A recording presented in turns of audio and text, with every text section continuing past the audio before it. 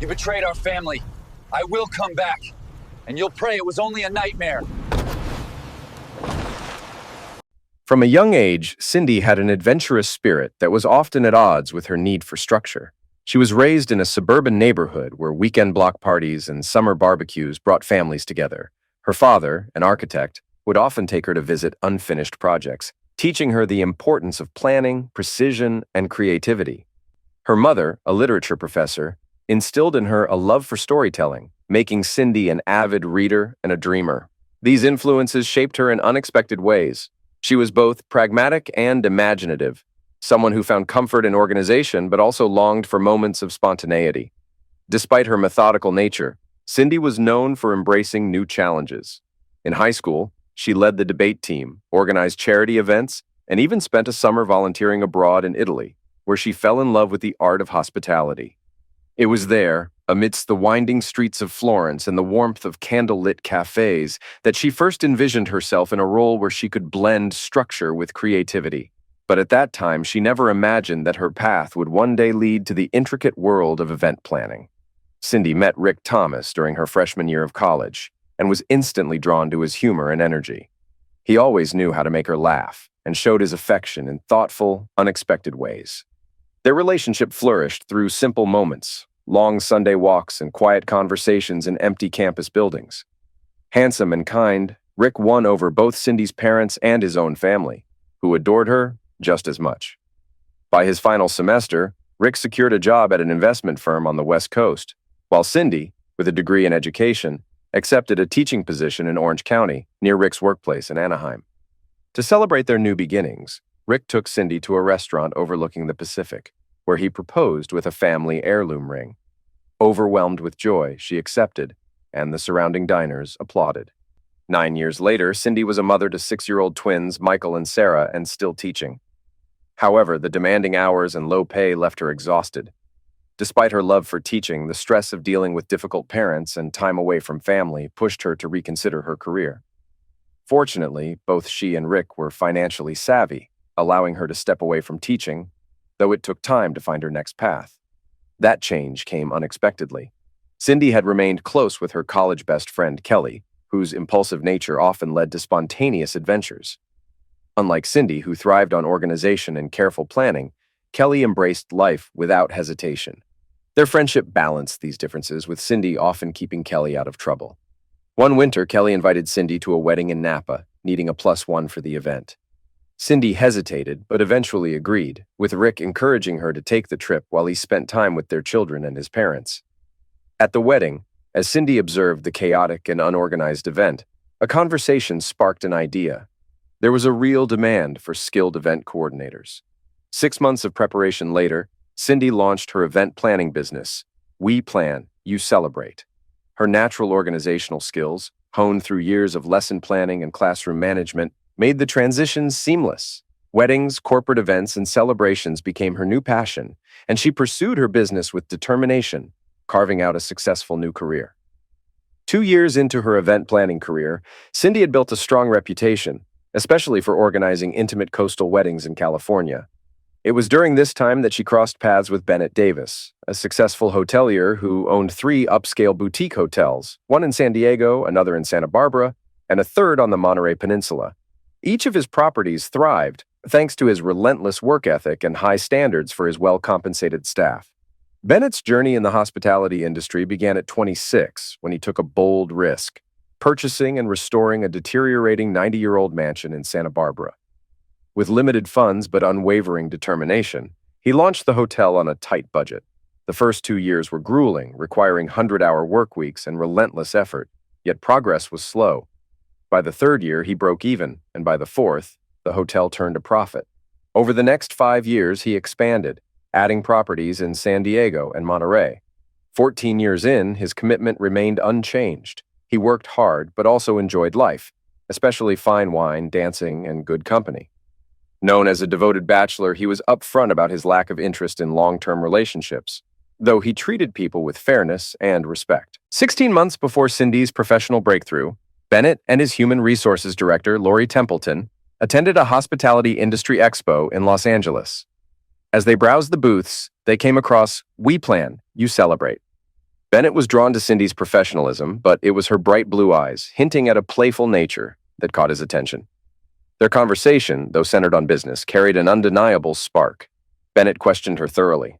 Her success rate, her team, her relationships with venue staff, and her best and worst events. He also slipped in casual inquiries about her personal interests, subtly taking note of her wedding ring. Cindy responded with enthusiasm, appreciating his industry knowledge and easygoing demeanor. Laurie, observing the exchange, recognized Bennett's particular interest. When the discussion wrapped up, he invited Cindy to dinner with him and Laurie. Cindy politely declined, eager to return home to Rick and the twins, but expressed interest in visiting his Santa Barbara property. They arranged a tour for the following week. The visit exceeded expectations.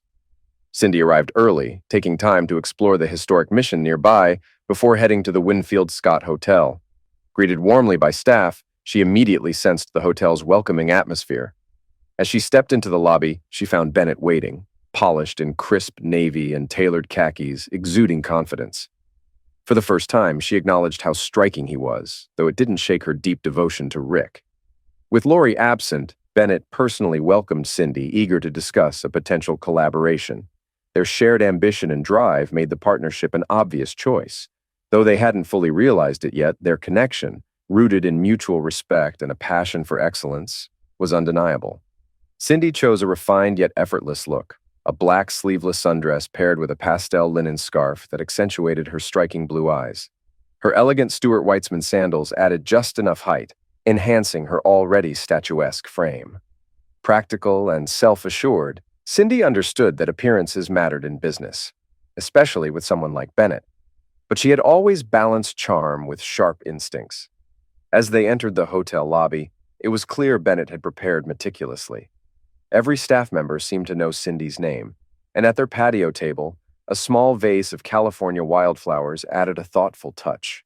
A bottle of Pinot Noir, the exact one she had mentioned in passing, waited on the table.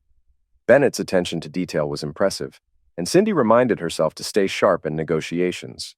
Over lunch, they chatted about travel, the recent forest fires, and the ocean's mesmerizing view before shifting to business. Cindy kept her wine intake minimal, ensuring she remained focused. Once the meal wrapped up, Laurie excused herself, and Bennett led Cindy on a personal tour of the Winfield Scott Hotel. Cindy, always prepared, noted the historical significance of the hotel's name, referencing the legendary 1853 shipwreck. Bennett, amused by her knowledge, quipped about treasure, and their easy laughter underscored a growing rapport. Back in Bennett's office, discussions became more strategic. They finalized an agreement. Cindy would coordinate weddings and special events at his venues. By the time the deal was set, it was well into the evening. Bennett escorted Cindy to her car, shaking her hand with a firm yet lingering grip before leaning in to brush a light kiss on her cheek. She thanked him, promising to follow up with Laurie about upcoming weddings. As she drove away, an unexpected wave of attraction unsettled her. She had never allowed herself to consider another man in that way. Her life with Rick and the twins was full, happy, and deeply rooted in love. Shaking off the thoughts, she glanced in the rearview mirror, spotting one of Sarah's favorite books lying on the back seat. The sight jolted her back to reality. Enough, she told herself. You're a married woman. Get it together. Frustrated with herself, she turned on a business podcast, hoping to drown out lingering distractions. Yet, deep down, she couldn't deny how close she had come to crossing an invisible line. Back at the hotel, Bennett retreated to his room, reflecting on the day. Cindy was unlike anyone he had met, intelligent, poised, and undeniably beautiful. He had dated stunning women before, but none had captivated him quite like her. The way she carried herself, the effortless confidence in her presence, even the way she looked back at him before leaving, it all lingered in his mind. She was married, yet something about her felt unfinished, like a story waiting to be written. Meanwhile, at home, Rick prepared dinner with Michael and Sarah, their laughter filling the kitchen. He thought about Cindy, grateful for the life they had built together. As the family sat down to eat, Sarah animatedly recounted her adventures with the neighbor's cat, Ralph, and Cindy briefly considered adopting a pet. But as months passed and Cindy's work at Winfield Scott increased, the boundaries between professionalism and something more began to blur. A lingering touch on the arm, a guiding hand on the small of her back, casual yet unmistakable flirtation. It all became part of an unspoken exchange. She never pulled away. Rick had only visited the venue once early on, and Bennett had conveniently been away. Looking back, Cindy wondered if that had been intentional. By the time the last guests had left and the cleanup crew finished their work, it was nearly 1 a.m. Cindy and Lori sat on the patio, unwinding with a glass of Dom Perignon they had conveniently rescued from the bar. Exhausted but satisfied with another successful event, they took a moment to relax. Lori, kicking off her painful heels, hesitated before bringing up something weighing on her mind. She had seen the undeniable tension between Cindy and Bennett from the beginning. Cindy was exactly his type, intelligent, confident, and effortlessly beautiful. While Bennett respected her marriage, Lori knew that if Cindy ever gave him the slightest opening, he wouldn't hesitate. Cindy listened, conflicted. She loved Rick, his unwavering support, their deep conversations, their laughter, their life together. Yet Bennett stirred something different in her, something thrilling and dangerous. She knew the attraction wasn't just in her head. His subtle touches, lingering looks, and effortless charm had chipped away at her usual self-control. She never imagined herself in this position. Just months ago, the thought of infidelity would have been unthinkable. She believed in commitment, in the sanctity of marriage. Yet here she was, battling emotions she didn't want to acknowledge. She could see the risk, the near certainty that crossing that line would destroy everything she had built with Rick. And still, a part of her wasn't entirely sure she could resist. The weight of it all became too much. Overwhelmed, she broke down, silently grappling with the war inside her. Lori, sensing the turmoil, simply stayed by her side, knowing the decision wasn't hers to make, but hoping Cindy would choose wisely. The next morning, Lori confronted Bennett. She had worked alongside him for years and knew him too well to ignore what was unfolding. If he crossed that line, she was done. And there was no point trying to hide it. She would find out. Leaving him with that warning, she walked out without another word, slamming the door just enough to make her point. 3 weeks after Lori's warning, circumstances aligned in the most unexpected way. A sudden thunderstorm nearly derailed an outdoor wedding, forcing a frantic relocation indoors. Cindy and Lori led the effort, directing staff while ensuring the bride and groom made it safely inside. By the time the last guest retired for the night, it was past midnight, and exhaustion settled over the venue. Cindy and Bennett found themselves alone on the patio, watching the ocean. Despite the success of the event, she was frustrated, her pursuit of perfection clashing with the uncontrollable forces of nature. Sensing her disappointment, Bennett placed an arm around her shoulders, offering reassurance. She didn't pull away. Instead, she let herself lean into him, comforted by his presence. The tension that had simmered between them for months finally reached its breaking point. Cindy hesitated only for a moment before giving in, closing the space between them. When Bennett made it clear there was no pressure, that she had to want this as much as he did, her internal battle crumbled. A line was crossed, and what had once been temptation became action. For the next 2 hours, they discussed how to keep their affair hidden. Cindy assured him she could manage her emotions, compartmentalize, and continue her life without suspicion. Before leaving, she planned to sleep for a few hours before heading home, ensuring everything appeared normal. Meanwhile, Bennett meticulously erased any evidence of their time together. By Sunday afternoon, Cindy returned home to the excited voices of her children. Michael and Sarah ran to her, eager to share their weekend adventures. Their innocence, their joy, should have grounded her. But as she stepped inside and saw Rick, casual, smiling, utterly devoted, guilt crept in. His effortless kindness, the way he had planned a weekend full of fun for the kids while she had been away, made the weight of her actions even heavier. That night, she and Rick sat in the hot tub, sharing wine and conversation. He was exhausted from the weekend, and Cindy feigned the same, grateful he expected nothing but honesty from her. He had no reason to doubt her.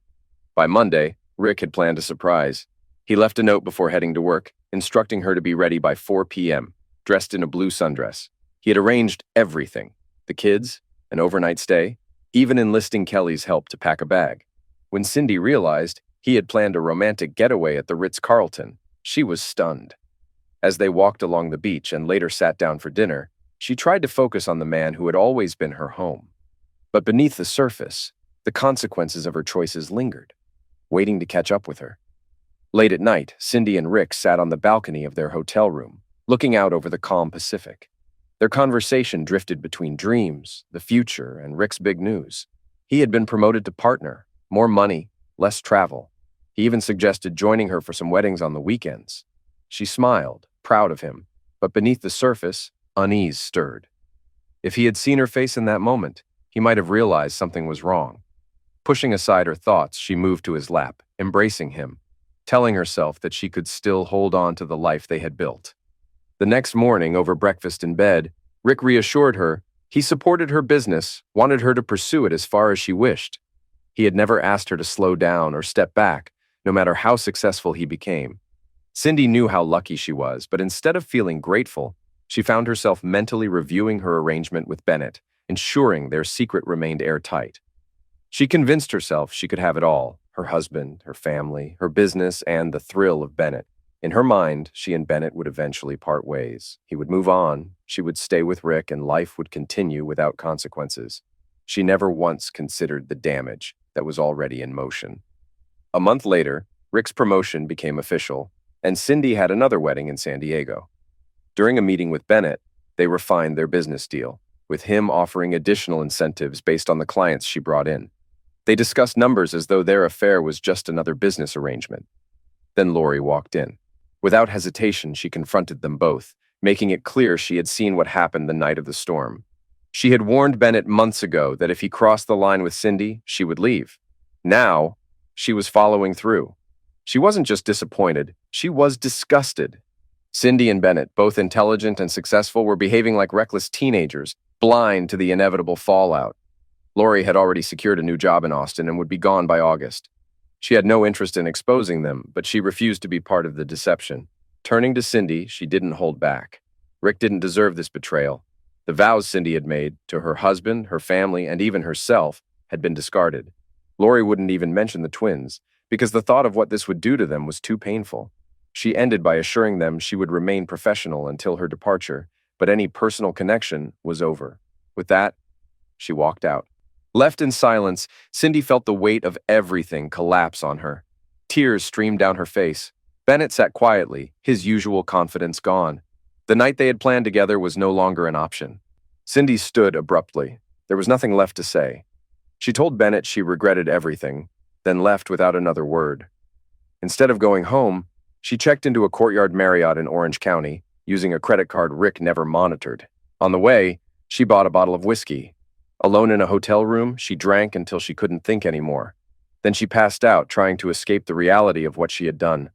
Lori followed through on her promise, resigning and leaving for Austin within 2 weeks. Bennett made no attempt to stop her, knowing it would be pointless. Cindy, burdened by guilt but unwilling to let go of her affair, sent a brief apology via text. Lori never responded. By early fall, tension lingered between Cindy and Bennett, but it did nothing to dull their passion. Within weeks, they resumed their secret meetings, indulging in weekend getaways under the pretense of work. One October evening, after a wedding in Washington, they took a coastal drive to a secluded chalet, spending the weekend in each other's arms. Cindy convinced herself she had mastered the balance.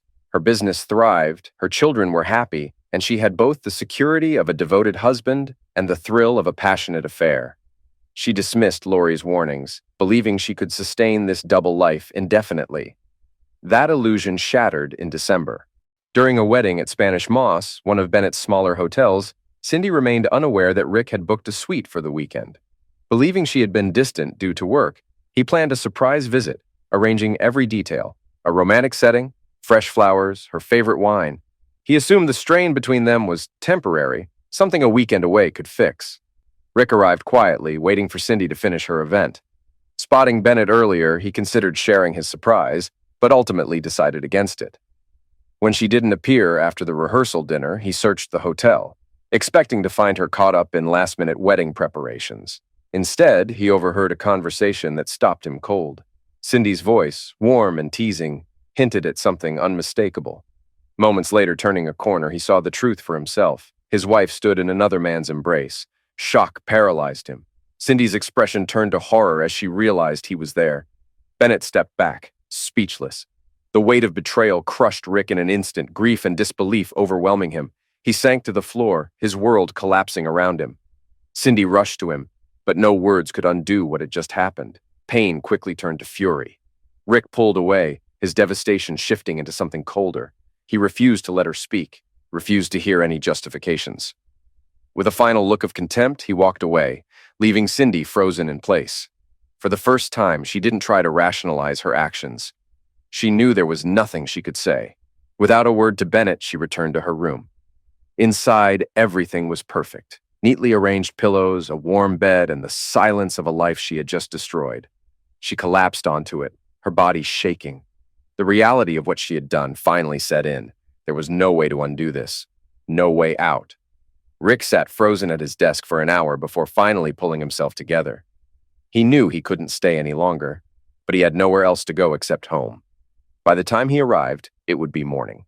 He decided to clean up at the office, send a quick message to Mrs. Bowling about his early return, and pretend, for the sake of his children, that nothing had changed, at least for now. Before leaving, he wrote Cindy a note, sealed it in an envelope, and left it on the table.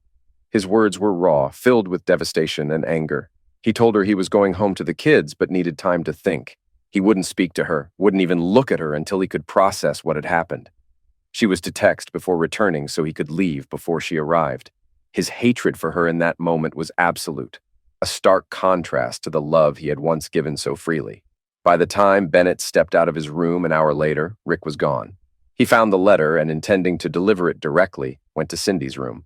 But the sound of her sobs stopped him. He hesitated, realizing the weight of what he had done. Not just the affair, but the pain it had caused. Always cautious, always in control, he had let his guard down this time, and now Cindy was shattered. When her cries finally faded into exhausted sleep, he quietly entered, leaving the note on her bedside table. Then, for reasons he couldn't explain, he lingered at the door, watching over her as she slept. Cindy woke at dawn, her body drained from a night of restless tossing. As soon as she stepped out of the bathroom, another wave of grief hit her. Then, she saw the envelope. She had always been strong, unafraid to face consequences, but as she stared at Rick's name on the front, she froze. She knew this would be brutal. She deserved every word. With trembling hands, she sat on the bed, opened the envelope, and read. By the time she reached the last line, she had collapsed to the floor, sobbing uncontrollably. Bennett found her like that, kneeling beside her, holding her as she broke down. A part of her wanted to blame him, to accuse him of tempting her, pulling her into this disaster. But she knew better. This had been a choice. Lori had warned her. She had ignored every sign. She wasn't a victim. She had done this to herself. After a long silence, Cindy whispered that she would go home once she pulled herself together. She didn't know what would happen, but she had to face it. Bennett reassured her, telling her he would always be there, though they both understood that this might be their final conversation. As he left, he quietly instructed the staff to bring her car to the front, but to leave her alone. The newer employees followed orders without question. The seasoned staff, however, weren't naive. They knew who Mr. Rick was, and they knew exactly what had happened. By mid-morning, the entire hotel was buzzing. 50 minutes from home, Cindy sent a message to Rick asking if they could talk after the kids were asleep. His response was immediate. He was already gone. The children had been fed, and this would be their last contact until he decided otherwise. He asked her to respect his request, though he doubted she would. Tears blurred her vision as she read his words. The name Cinderella, once spoken with love, now carried nothing but finality. She was no longer his wife, no longer his best friend. She was simply the woman who had betrayed him in the worst way possible.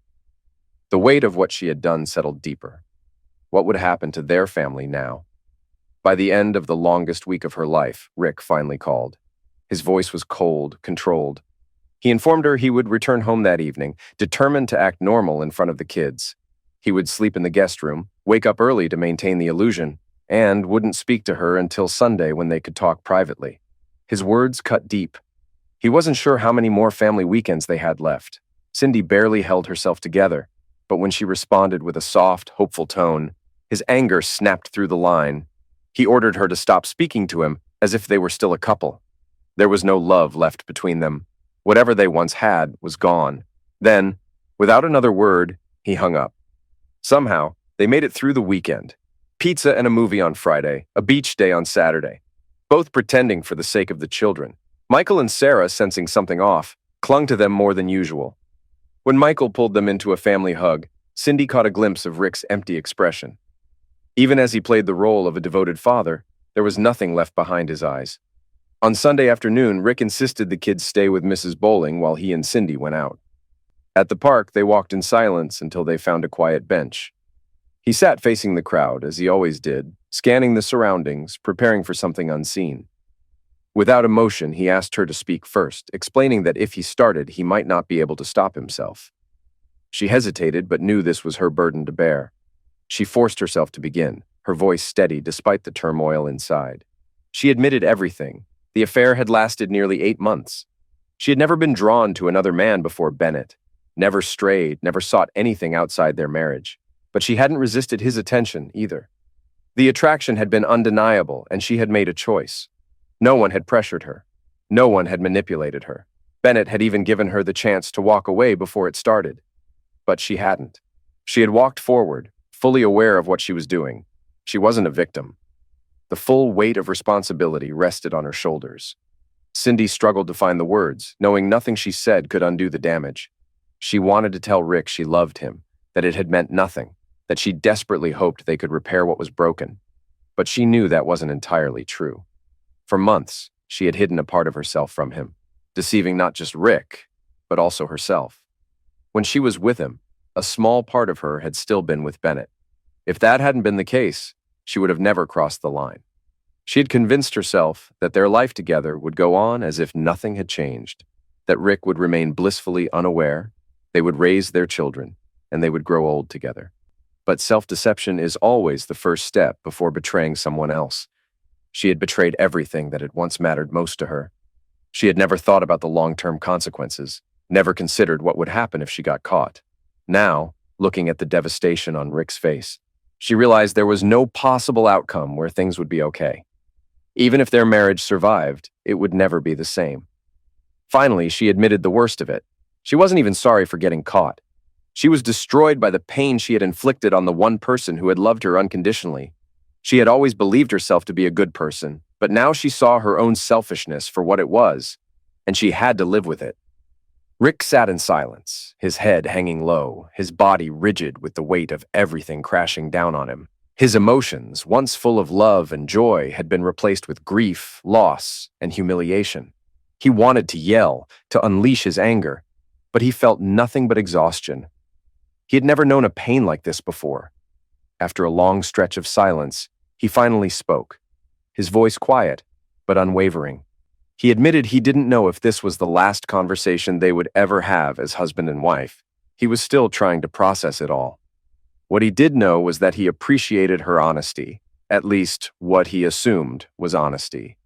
But he would never truly know for sure. Hearing that hurt more than Cindy had expected. His words were true, and yet the realization that he would never fully believe her again crushed her. She buried her face in her hands, unable to meet his eyes.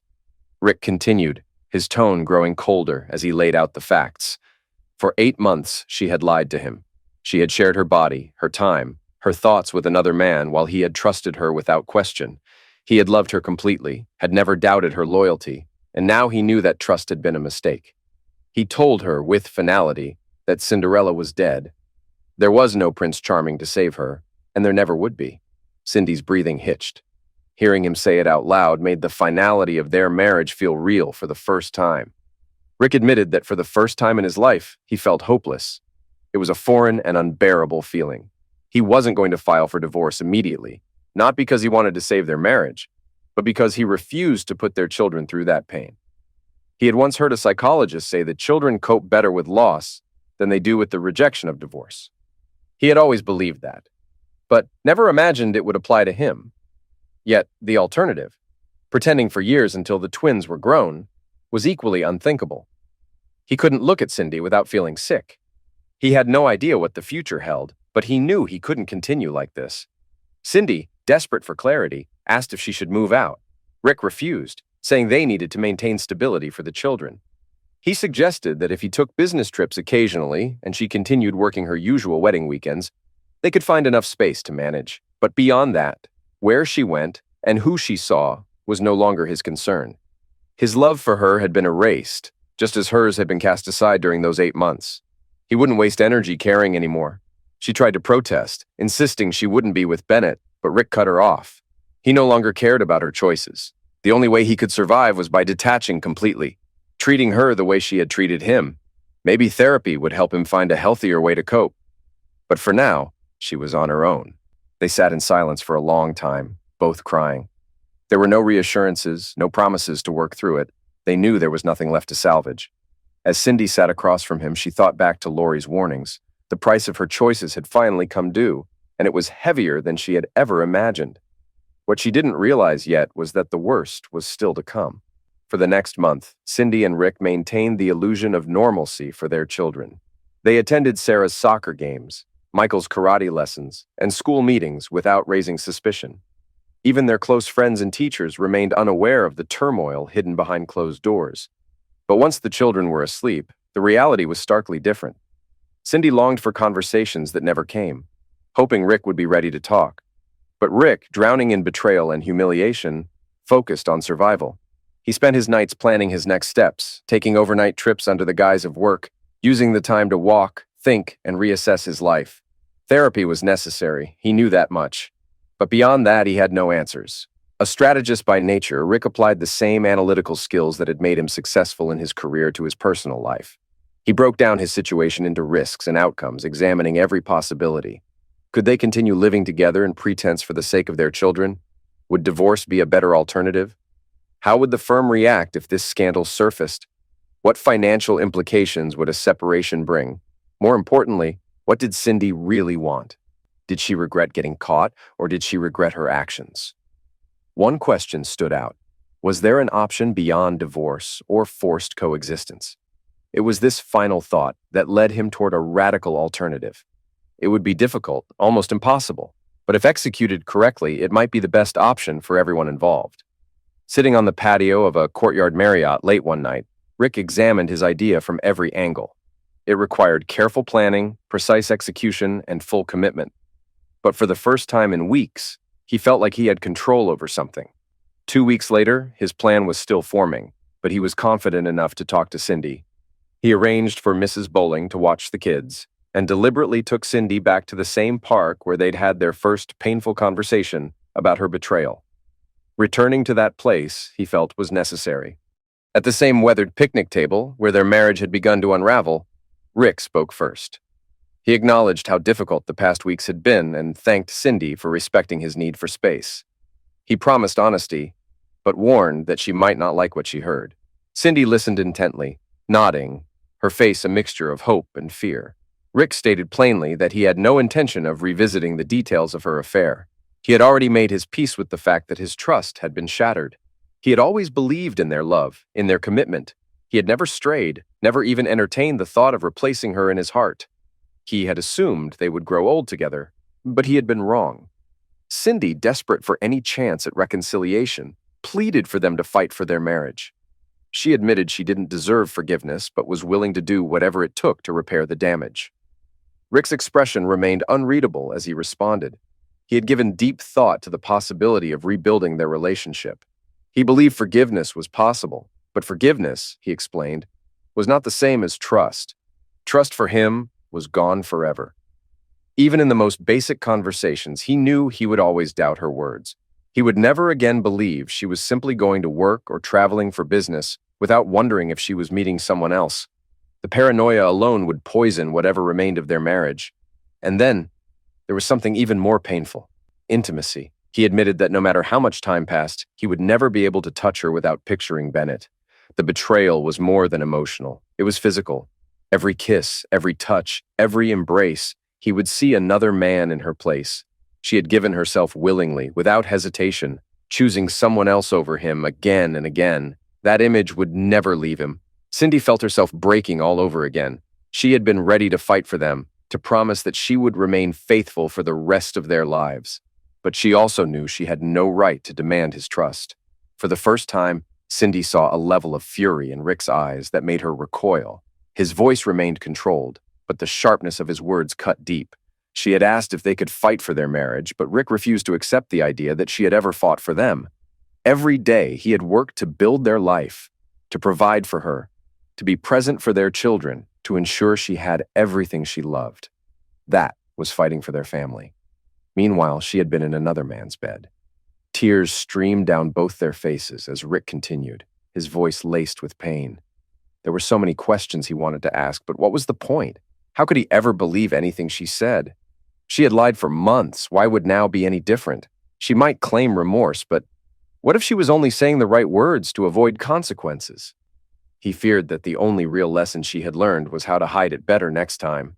Their marriage had been built on trust and love, but those were dead now. There was no going back, only forward, toward whatever came next. Then it hit him, the night at the Ritz. He realized, with sickening clarity, that she had been with Bennett just before that trip. She had slept with another man and then come home to him, letting him plan a romantic evening, pretending she was his faithful wife. He had looked at her with admiration, pride, and love, completely oblivious to the truth. How foolish he had been. Cindy had no argument to offer, only overwhelming regret. Rick had fought for them every day of their marriage, and she had thrown it away for fleeting passion. She had adored him once, so deeply. But somewhere along the way, she had let selfishness, temptation, and lust destroy everything they had built.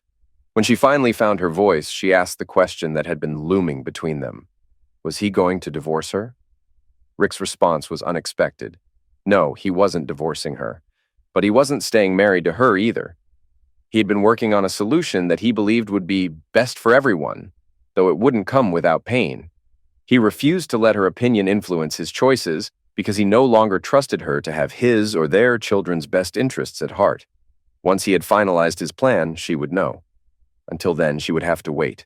Cindy, confused and desperate, pressed for answers. But Rick's expression remained unreadable, calm, resigned. He simply told her that she would find out in time. They spoke for a few more minutes, but Rick gave nothing away. He was certain she would understand when the moment arrived. Cindy then admitted something she had never shared before. Lori had warned her months ago that playing with fire would lead to consequences. She had ignored it. She hadn't stopped. She hadn't come to Rick to confess or seek help. She had made her choice and continued forward without hesitation. Rick flinched, realizing that Cindy had known the risks and had still betrayed him. She hadn't been caught in a moment of weakness. She had made a deliberate, repeated choice. Tears streamed down his face. Cindy sobbed, burying her head in her hands. For a moment, she thought he might comfort her. She prayed he would. Instead, he stood before her, arms crossed. His voice was quiet but final. The bagpiper will come soon, and when he does, at least part of the debt will have to be paid. Maybe one day, the full price will be due. 2 weeks later, Rick left for his usual overnight trip, hugging the children goodbye with a sadness that Cindy noticed but didn't fully understand. She assumed it was the weight of everything, the pain of pretending for their sake. To help with her insomnia, she had started taking melatonin. That night, at Rick's suggestion, she let the kids stay with Mrs. Bowling, who was always happy to watch them. A couple of glasses of wine and an early night, Rick had told her, might give her the first real sleep she had gotten in weeks. Cindy agreed. She had no idea that when she woke up, her entire world would be shattered. At 5:30 a.m., Cindy's phone vibrated endlessly on the nightstand before she finally stirred, groggy and disoriented. The screen flashed one word: emergency. The moment she answered, a firm but controlled voice asked if she was Cindy Thomas, wife of Richard Thomas. No one ever called him Richard. A cold wave of panic gripped her. Sitting upright, she confirmed her identity, her voice shaky. The dispatcher methodically verified her address, then asked what car Rick drove, a gray Lexus. The dread in her chest tightened, suffocating her. Then came the words that shattered everything. Rick had been in an accident on Highway 79 near Warner Springs. It was fatal. His body was being transported to UC San Diego Medical Center. Her mind refused to process it. The words felt unreal, distant, like a scene from someone else's nightmare. And then, all at once, the weight of reality crashed down. A scream tore through her throat, raw, guttural, endless. She crumpled onto the bed, sobbing into the sheets, the sound of her own agony filling the silent house. For nearly an hour, she wept until there was nothing left, until exhaustion dulled the edges of her grief. Somewhere in the haze, she forced herself to think. The children, they didn't know. How would she tell them? When? She needed to call her mother, Rick's parents, but the thought of speaking the words out loud, of making this real, paralyzed her. She needed to go to the morgue to see him, but her body felt frozen. Kelly was in Europe. She had no one to lean on. Still trembling, she splashed cold water on her face, dressed hastily, pulled her hair into a ponytail, and moved toward the door just as the doorbell rang. Brad Stanton stood on the porch, his face drawn, his eyes heavy with grief. Their family lawyer and one of Rick's closest friends, he had seen the news and come immediately. Without a word, Cindy collapsed into his arms, shaking uncontrollably. Moments later, Mrs. Bowling rushed across the lawn, still in her robe, her expression filled with worry. She didn't need to ask. Brad's face told her everything. Without hesitation, she pulled Cindy into her embrace, whispering words of comfort. Cindy finally found enough strength to insist she had to see Rick. Brad agreed to drive. Mrs. Bowling promised to take care of the children, to keep their morning as normal as possible, to take them to school before they learned the truth. They didn't need to know. Not yet. As they drove toward the hospital, Cindy's phone wouldn't stop ringing.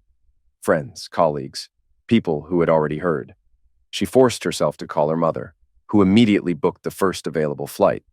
Then, with shaking hands, she dialed Connor and Lily Thomas, Rick's parents. Telling them was worse than hearing the news herself. Their cries echoed through the phone, devastation consuming them. They too would fly in, determined to be there when the children came home from school. Turning off her phone, Cindy stared blankly at the horizon. The morning sun rose over the Pacific, beautiful and indifferent as her world collapsed around her.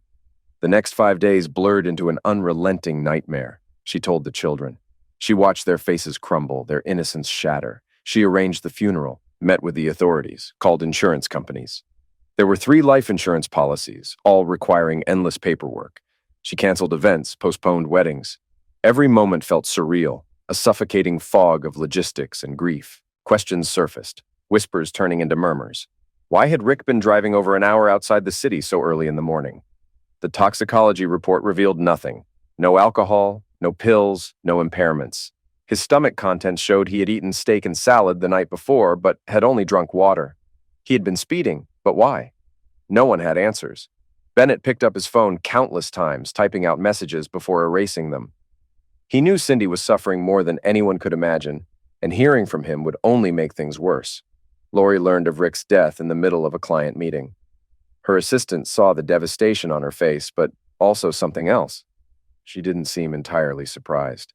She never attended the funeral. By Friday morning, the church overflowed with people whose lives Rick had touched. Friends, colleagues, and mentors shared stories of his loyalty, his generosity, his unwavering kindness. Cindy sat in silence, listening, absorbing each word like a dagger to her chest. She had known Rick was a good man, but only now did she realize how deeply he had impacted others. He wasn't just a devoted husband and father. He was the kind of friend people relied on, the kind of leader people admired. Every story, every memory, every tear shed in his honor crushed her under the weight of her own betrayal. She had thrown away something extraordinary. She had been blind to what she had, and as she sat in that church, drowning in guilt, she had no idea that the worst was still to come. Late Sunday evening, Brad Stanton arrived at Cindy's home, his face grim as he exchanged quiet words with her mother and in-laws. They quickly gathered the children and left without question. When Cindy descended the stairs, she found Brad sitting at the kitchen table, his expression unreadable. Something about his presence unsettled her. He declined her offer of a drink and motioned for her to sit. He wasted no time. He explained that while he was her friend, today he was here as Rick's attorney, fulfilling a final obligation. Rick had left explicit instructions, and Brad was simply carrying them out. Cindy's breath caught in her throat. Rick was gone, yet he had left behind unfinished business. Brad reassured her that he had no prior knowledge of what had happened to Rick, as if anticipating her confusion. Rick had planned for this, not the accident itself, but for what would follow if something ever happened to him. Everything was handled legally, paid for in advance, and set in motion weeks before his death. He handed her a sealed letter, its edges crisp and deliberate, and told her he had no idea what was inside. He was only instructed to deliver it and leave. Cindy's hands trembled as she took it. She asked if there was anything else, any other instructions or explanations. Brad, looking uncomfortable, admitted there were more details, but Rick had strictly forbidden him from disclosing them. Everything would unfold in time. Without another word, he stood and walked out the door. Alone now, Cindy hesitated before breaking the seal. As she unfolded the pages, she braced herself for the reckoning she knew was coming. "Cindy, By now, you know that I'm gone and the funeral is over. The kids are with my parents or your mother, and you've been given time to process this alone. This is the third option, the one I never told you about. The best one I could find? I loved you once with everything I had, but you took that away. This is the best I can do now. 1. The accident. 2 weeks ago, I purchased 2 acres of land near Eagle's Nest by the lake. That's why I was on Highway 79. It was meant to be a surprise, a place for us to build a retreat, to create something for the kids. That's the official story, and you must stick to it. 2. The truth. The land purchase was a cover. If anyone suspects otherwise, the insurance companies won't pay a cent. I was there to check on the property, got up early to head home, and was in a hurry to make a 9:30 a.m. client meeting. That's why I was speeding. That's why I lost control. If anyone questions it, Brad will handle it, but only if you hold to this story. 3. Money. I changed my will weeks ago. 90% of my estate, roughly $3 million, will go into a trust for our children. They will have everything they need for college, graduate school, and beyond. At 30, they'll receive what's left, split equally. Brad will ensure the details are followed. You will receive 10%, $300,000. It's enough to get you through until you go back to work. It's more than I wanted to leave you, but I couldn't justify giving you nothing. You need to take care of the children while pretending to mourn me. That will be enough. 4. The children. I once told you that a psychologist said children cope better with loss than with the rejection of divorce. I researched it. It's true. That's why I couldn't leave them that way. One day they might learn the truth. Maybe they'll hate me for it. Maybe not, but at least for now, they will grieve without feeling abandoned. 5. Your future. I won't tell you what to do with your life. Maybe you'll go back to Bennett, or maybe there's already someone else. Whatever you do, at least think about the kids this time. They'll be out of the house in less than a decade. Perhaps you could keep your lovers at a distance until then. 6. A final request. Burn this letter when you're done, completely. If the insurance companies find it, our children's financial security will be destroyed. Read it again if you must. But if I ever meant anything to you, burn it. And don't worry. Maybe you'll hear from me again someday. Rick. Cindy's hands shook as she read, then reread the letter. Her breath came in short, shallow gasps, her mind unable to keep up with the words before her. This wasn't just a farewell. This was Rick's final move. And for the first time, she understood. He had planned everything. 12 years had passed since Rick's death on Highway 79, though in reality, Cindy knew he had died the moment he saw her in another man's arms. Everything after that was just logistics, the how and when. She never remarried, never shared Rick's secret, and honored his final instructions without question. The $300,000 he left her sustained the family while she grieved, and over a year later, she returned to work. But weddings and family celebrations became unbearable, so she shifted to corporate event planning, where emotions weren't so deeply woven into her work. She built a successful career, but something within her remained broken.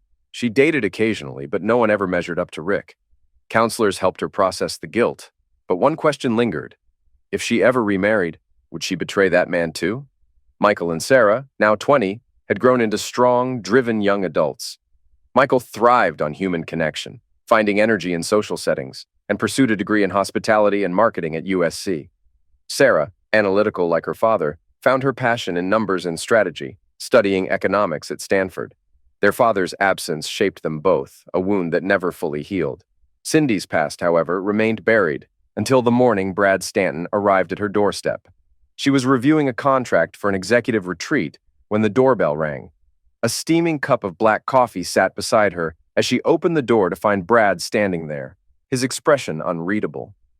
"It's been a while," she greeted, smiling as she hugged him. He returned the gesture, but his posture was tense, formal. "Can we talk for a minute?" Sensing something serious, Cindy stepped aside, offering him coffee. He declined, saying he wouldn't be long. They sat at the kitchen table, and Brad wasted no time. Today would have been Rick's 45th birthday. Cindy stiffened. She had forgotten. April 7th. The realization hit her hard, and she made a mental note to call the kids. Brad continued, his tone measured but firm. "As you know, before Rick died, he changed his will and left instructions. As his lawyer, I followed them exactly, but as his friend, I knew something was wrong. He never told me what, and I didn't push too hard. Until today." Cindy frowned, confused. "What do you mean?" Brad pulled a folded envelope from his pocket. At exactly 6 this morning, a courier knocked on my door. The package had no familiar sender, just a P.O. box in Austin, Texas. Inside was a letter from Rick, 12 single-spaced pages long. Attached was a handwritten note signed simply L. Lori. A chill ran down Cindy's spine. The weight of memories and buried pain resurfaced instantly. Brad exhaled slowly. The note was short. It just said, "Please read carefully and follow the instructions. L." Then I opened Rick's letter. The first line was classic Rick. "Hey buddy, get your A out of bed. I need you to help me finish some unfinished business." "Yeah, I know it's 6 a.m. I paid extra to make sure they delivered it exactly on time." Brad paused, letting his words sink in. Cindy could barely breathe. "I won't go into every detail, Cindy, but Rick told me everything, every last detail." His voice was steady, but his eyes held disappointment, a sadness deeper than anger. "I have no idea how you could do this to a man like Rick," he finally said. "A man who gave you everything, his love, his trust, his devotion, right up until the moment he gave his life for you." Cindy's chest tightened. Her fingers curled into fists on the table as a single, unbearable truth settled over her. Rick had never truly left, and whatever he had put into motion wasn't over yet. Brad placed a white envelope on the table, Cindy's name scrawled across it in familiar handwriting. His face was cold, his voice sharper than she had ever heard it. He made it clear this was the last time they would speak. He would remain in Michael and Sarah's lives, honoring his best friend's memory. But Cindy was nothing to him. If they crossed paths, he would be polite for the sake of Rick's children. But beyond that, she no longer existed in his world. As he turned to leave, he muttered under his breath, just loud enough for her to hear, "Selfish cheater." Cindy sat frozen, staring at the envelope as if it might burn her fingers. She recognized the handwriting instantly. It was Rick's. The weight of what lay inside crushed her, but after a few agonizing minutes, she forced herself to open it. "Cindy, 12 years have passed since the night everything changed. In my last note, I told you that one day you might hear from me again. That day has come. When I learned that Lori had tried to stop you from cheating with Bennett, and that you ignored her, I reached out to her. She is the only person who knew what I intended. She begged me not to go through with it, even offered to take me and the kids in if I needed to escape. A woman of real integrity. I wish I had met her before you. When I refused her offer, she agreed to help carry out my final requests. My first request was for her to hold this letter until today, my 45th birthday. This morning, she delivered it to Brad along with another letter meant for him. If anything prevented her from doing so, I had a backup plan. But I hope Lori and Brad are both well enough to complete my unfinished business. This morning, both Michael and Sarah received letters from me detailing everything that happened 12 years ago. Every single truth. No more lies, no more deception. They are adults now, and they deserve to know what really happened. The statute of limitations for insurance fraud in California expired long ago, so their inheritance is untouchable. Whether they hate me for what I did or hate you for what you did is up to them. But I imagine they'll have plenty of questions. If my parents and yours are still alive, they will receive similar letters, as will my former business partners. As for Bennett, today's Santa Barbara News Press features a full-page article exposing his affair with you. It describes how the two of you built a thriving business together while sneaking around behind my back. It ends with a strong warning for couples to take their weddings elsewhere. I don't expect to destroy him completely, but I do hope it makes his life miserable. Maybe you two can comfort each other, assuming you haven't already. By the way, you're mentioned separately, so I'm sure some of your friends and colleagues will have questions. Cindy, nearly 13 years ago, I believed we had a perfect life. I trusted you. I loved you. But it was all a lie. Your lie. And now it's time to pay the full price for the life you so recklessly destroyed. Rick. Cindy barely had time to process the words before her phone exploded with calls and messages. 6 months later, Bennett's empire crumbled. All 3 of his properties were sold at massive losses. By the time he turned 53, Davis Bennett was financially ruined. Rick had been gone for over a decade, and yet he had never truly left.